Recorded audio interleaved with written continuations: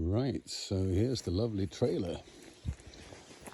Little detail first of all, these tires are air inflated and the sun kills them, so I've just replaced one. Surprisingly easy. You just take that thing there, undo it, pull off the old wheel, put the new wheel on and put that back on, and it's all done. I note that the wheels are in worse condition, that I should have checked properly. This one's gone, so I need one. I need something in here, two. These are okay, and that one has gone. So I actually need another couple of spare wheels, but for the purposes of here and now, it's good enough. Okay, now in getting it onto the car, that's easy. You just move it around and put it in the right place, and then you lower it.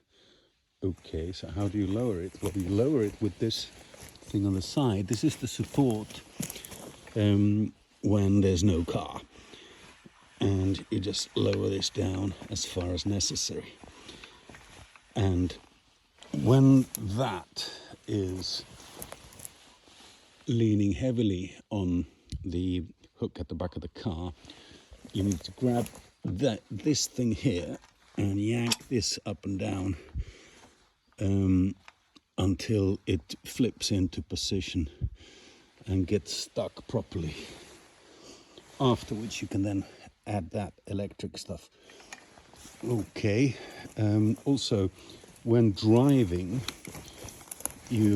once you've got that stuck on the back of the car, you wheel this all the way so that the wheel comes all the way up, and then you use this to lock it so that it doesn't fall back down again. So you'll see, I'm not going to do it now because it'll just fall down, but that's something that you open so you can pull this big cylinder up and down. But I'm not going to do that now. The whole cylinder needs to move up through this thing.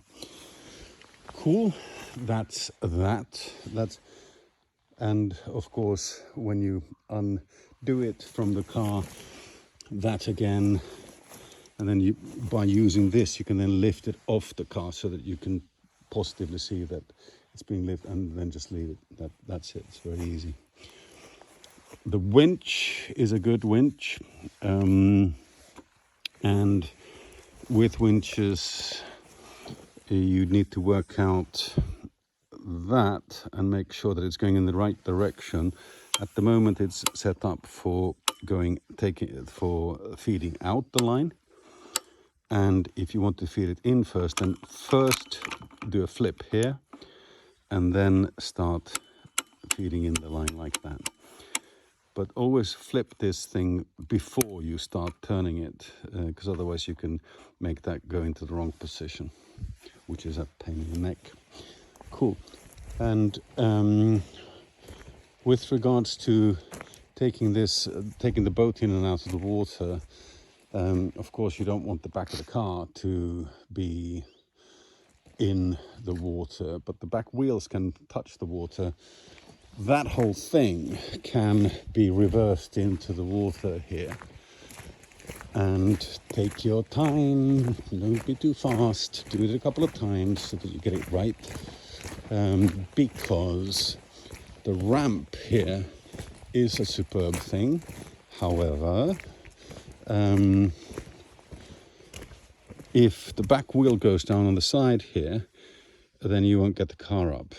It'll be stuck.